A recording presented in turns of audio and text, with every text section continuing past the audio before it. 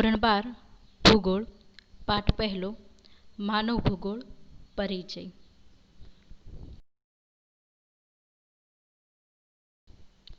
વિદ્યાર્થી મિત્રો, માનવ ભૂગોળ પરિચય પહેલા ભાગમાં માનવ ભૂગોળનું વિષય વસ્તુ અને માનવ ભૂગોળના અભ્યાસના ક્ષેત્રનો અભ્યાસ કર્યો હતો. આજે આપણે માનવ ભૂગોળના અભ્યાસના અભિગમો વિશે સમજશું. માનવ ભૂગોળના અભ્યાસમાં 5 અભિગમોનો સમાવેશ થાય છે.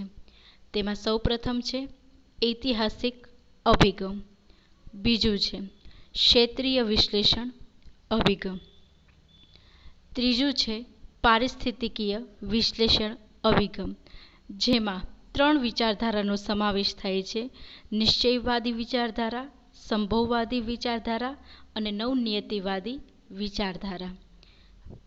પછી ચોથું છે વર્તનલક્ષી અભિગમ અને પાંચમું છે માનવ કલ્યાણલક્ષી અભિગમ. આપણે આ 5 અભિગમો વિશે વિસ્તારથી સમજવાનું રહેશે. તો ચલો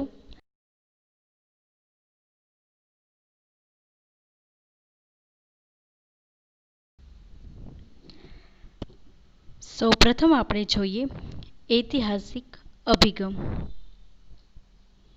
માનવીના ઉદ્ભવથી શરૂ કરી વર્તમાન સુધી પ્રાકૃતિક પર્યાવરણ સાથે સંબંધમાં પરિવર્તન જોવા મળે છે. એટલે કે માનવ જીવનનો ઉદ્ભવ થયો. આદિ માનવ પર્યાવરણ સાથેનો કેવી રીતે ઉપયોગ કરતો હતો, એટલે કે આદિ માનવનો પર્યાવરણ સાથે કેવો સંબંધ હતો અને વર્તમાનમાં માનવીનો પર્યાવરણ સાથે કેવો સંબંધ છે, આ બંને વચ્ચે પરિવર્તન જોવા મળે જ છે. 18મી સદીના ઔદ્યોગિક ક્રાંતિ પછી પ્રગતિ કરી માનવીની જીવનશૈલી પરિવર્તનશીલ બની છે. એટલે કે વર્તમાનમાં ટેકનોલોજી અને વિજ્ઞાનના કારણે લોકોની જીવન જીવવાની શૈલીમાં ઘણા પરિવર્તનો જોવા મળે જ છે. આ અભિગમ દ્વારા માનવ અને પર્યાવરણ વચ્ચેનો સંબંધ સમયની સાથે પરિવર્તિત બન્યા તે સમજી શકાય છે. એટલે કે આ અભિગમ મુજબ આપણે જાણી શકીએ છીએ કે માનવી અને પર્યાવરણ બંને વચ્ચેના સંબંધ સમય અનુસાર પરિવર્તિત થયા છે. એટલે કે આપણે આદિમાનવથી શરૂ કરી વર્તમાનમાં પર્યાવરણ સાથેના સંબંધમાં ઘણા ફેરફાર જોવા મળે જ છે. બીજું છે ક્ષેત્રીય વિશ્લેષણ અભિગમ.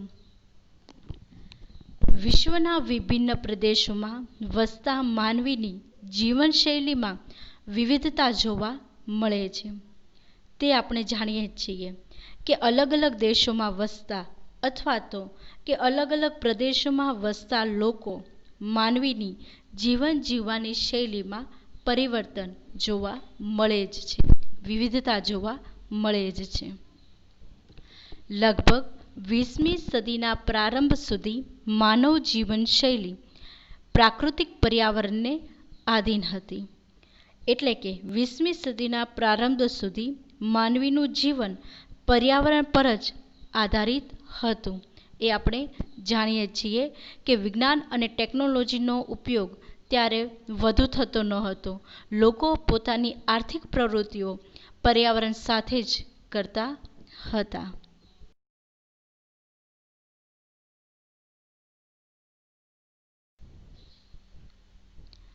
ત્રીજું છે પારિસ્થિતિકીય વિશ્લેષણ અભિગમ.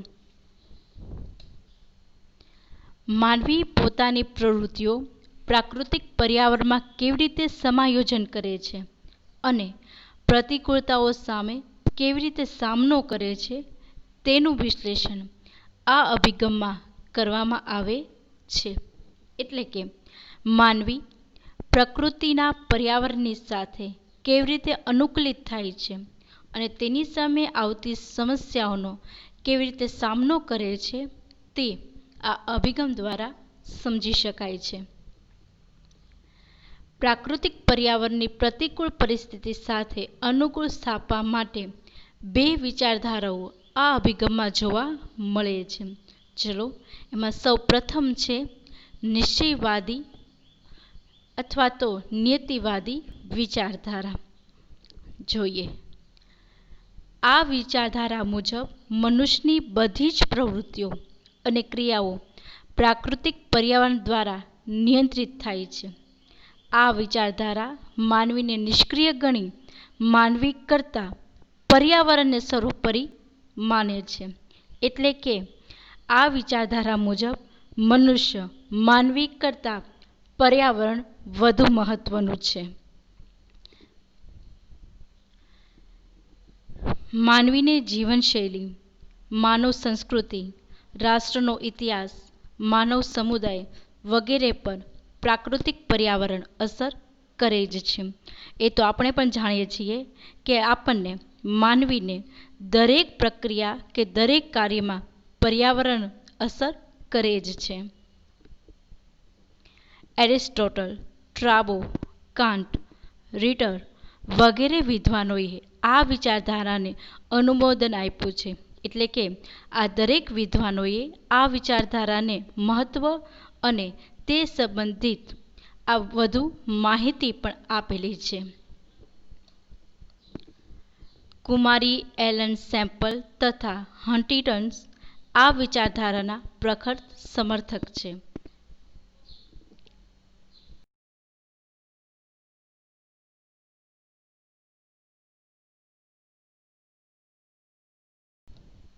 બીજી વિચારધારા છે સંભોગવાદ.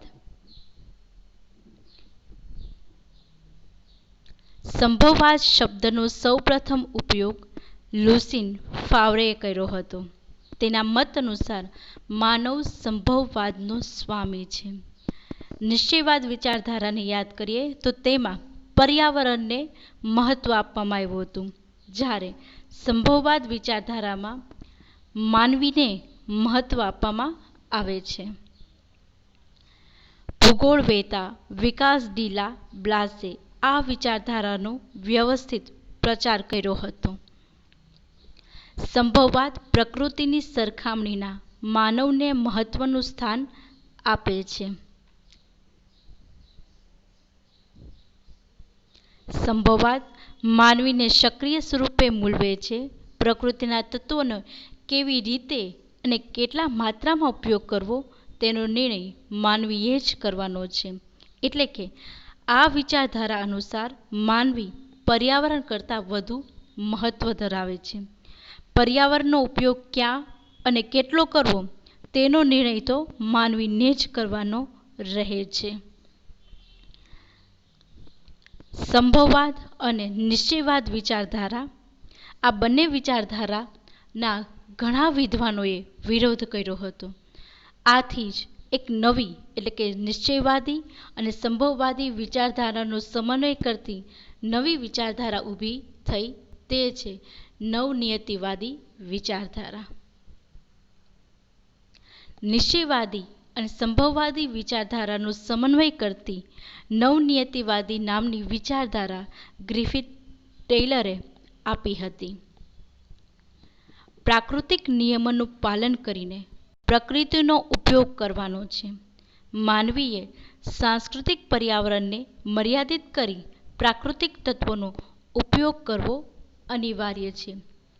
એટલે કે માનવીએ પ્રકૃતિ પર્યાવરણના નિયમનું પાલન કરવાનું છે અને તેનો ઉપયોગ કરવાનો છે.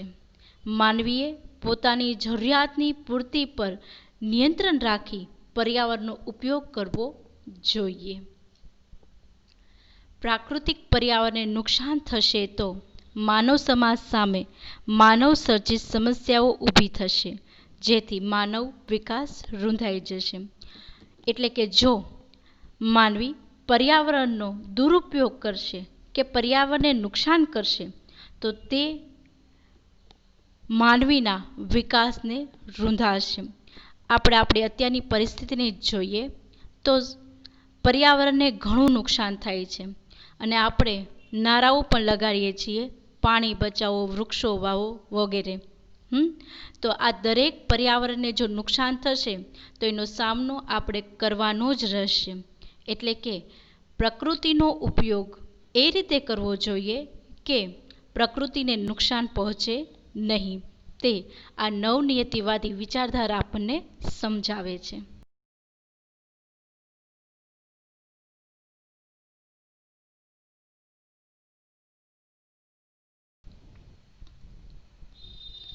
ચોથું છે વર્તનલક્ષી અભિગમ.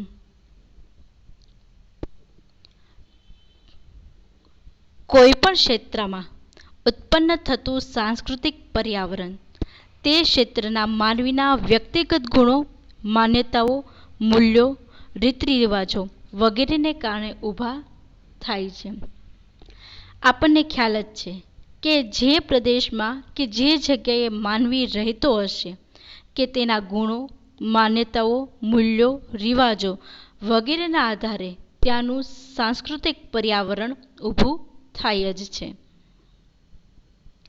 કોઈ પણ પ્રદેશની ભૌગોલિક પરિસ્થિતિ ત્યાં વસતા લોકોના વર્તન ઉપર આધાર રાખે છે, એટલે કે અસર કરે છે. માનવ સમુદાયના વર્તન અને જીવનશૈલીથી સાંસ્કૃતિક પર્યાવરણ ઉદ્ભવ થાય છે. એટલે કે લોકોના વર્તન અને તેના રહેવાની જીવનશૈલીથી સાંસ્કૃતિક પર્યાવરણનો વિકાસ થાય છે. અને લાસ્ટ છે પાંચમું, માનવ કલ્યાણલક્ષી અભિગમ. દ્વિતીય વિશ્વયુદ્ધ પછી માનવ કલ્યાણ સાથે સંકળાયેલા નવી સમસ્યાઓ ઊભી થઈ અને તેના કારણે માનવ કલ્યાણકારીલક્ષી એટલે કે કલ્યાણલક્ષી અભિગમની વિચારધારાનો જન્મ થયો. આ અભિગમ ગરીબી, બેકારી, ભૂખમરો, દુષ્કાળ, યુદ્ધો, રંગભેદ, પ્રદૂષણ, આતંકવાદ વગેરેનો પ્રકૃતિ પર્યાવરણના સંદર્ભમાં અભ્યાસ કરે છે. એટલે કે આ અભિગમ મુજબ માનવ કલ્યાણ સંબંધિત અભ્યાસ કરવામાં આવે છે. આ અભિગમ મુજબ સામાજિક ન્યાયનો હેતુ અને માનવીને તેની પ્રાથમિક જરૂરિયાતો સરળતાથી મળી રહે તે રહેલો છે. એટલે કે આ અભિગમ એવી સામાજિક આર્થિક વ્યવસ્થાઓ પર ભાર મૂકે છે જે વિશ્વના તમામ નાગરિકને વિશ્વના બધા જ સંસાધનો પર સમાન અધિકાર અને નિયંત્રણ પ્રાપ્ત થાય છે. આપણને આ અભિગમ દ્વારા જે પર્યાવરણ છે તે પર્યાવરણ પર બધા જ લોકોનો સમાન હક અને સમાન અધિકાર રહેલો છે તે સમજાવે છે.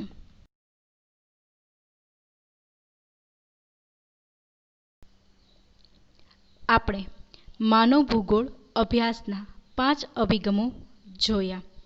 હવે આપણે જોવાનું છે કે માનવ ભૂગોળના અભિગમોની તુલના. એટલે કે આ 5 અભિગમો એકબીજા સાથે ક્યાં સંબંધ જોડે છે અને એકબીજાથી ક્યાં વિરુદ્ધમાં છે તે જોઈએ. માનવ ભૂગોળ અભ્યાસના અભિગમો માનવ અને પ્રાકૃતિક પર્યાવરણ વચ્ચેના સંબંધોનું વિશ્લેષણ કરે છે. નિશ્ચયવાદ મુજબ મનુષ્યની બધી જ પ્રવૃત્તિઓ અને ક્રિયાઓ પ્રાકૃતિક પર્યાવરણ દ્વારા નિયંત્રિત થાય છે. તે આપણે જાણીએ છીએ કે નિશ્ચયવાદી વિચારધારા માનવી કરતાં પ્રકૃતિને વધુ મહત્ત્વ આપે છે, જ્યારે સંભવવાદ વિચારધારા પ્રાકૃતિક પર્યાવરણને બદલે માનવને વધુ મહત્ત્વ આપે છે. માનવ પોતે જ સંભાવનાનો સ્વામી છે. આપણને ખ્યાલ છે કે નિશ્ચયવાદી વિચારધારા પર્યાવરણને મહત્ત્વ આપે છે અને સંભવવાદ વિચારધારા માનવીને મહત્ત્વ આપે છે. ઐતિહાસિક અભિગમ એ બાબતને સ્પષ્ટ કરે છે કે ભૌતિક પર્યાવરણની સમતુલા જળવાશે તો જ માનવ કલ્યાણ અને પ્રગતિ થઈ શકશે. પ્રાકૃતિક નિયમોનું પાલન કરવાથી જ પ્રકૃતિ પર વિજય મેળવી શકાય છે. આપણને ખ્યાલ છે કે આપણે જે પર્યાવરણમાં રહીએ છીએ એ પર્યાવરણને નુકસાન ન થાય તે રીતે તેનો ઉપયોગ કરવો જોઈએ. સાંસ્કૃતિક પરિબળો અને પ્રાકૃતિક પરિબળો વચ્ચેના સંબંધો નિરંતર પરિવર્તનશીલ રહ્યા છે. પ્રતિકૂળ સમયે અનુકૂળ સાધવા માનવી હંમેશા પ્રયત્નશીલ રહ્યો છે. માનવ કલ્યાણલક્ષી અભિગમ સામાજિક ન્યાયનો હેતુ સિદ્ધ થાય તે માટે વિશ્વના બધા જ માનવીનો સંસાધનો પર સમાન અધિકાર પ્રસ્થાપિત કરે છે. આપણે માનવ કલ્યાણલક્ષી અભિગમમાં આ બાબતે સ્પષ્ટ જોયું કે વિશ્વની બધી જ સંસાધનો પર વિશ્વના બધા જ માનવનો સમાન અધિકાર જોવા મળે જ છે. તો વિદ્યાર્થી મિત્રો, માનવ ભૂગોળના અભ્યાસના અભિગમો વિશે અભ્યાસ કર્યો. માનવ ભૂગોળ અભ્યાસના ભિન્ન ભિન્ન અભિગમો માનવને કેન્દ્ર સ્થાને રાખી માનવીના ઘર તરીકે પૃથ્વીના અભ્યાસનું દિશાદર્શન કરે છે.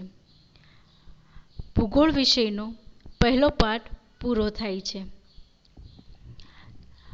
પહેલા પાઠના બંને વિડીયો દ્વારા વારંવાર અભ્યાસ કરી તમે જાતે જ રિવિઝન કરી શકો છો અને ના સમજાય તે મુદ્દાનો પ્રશ્ન કરી શકો છો.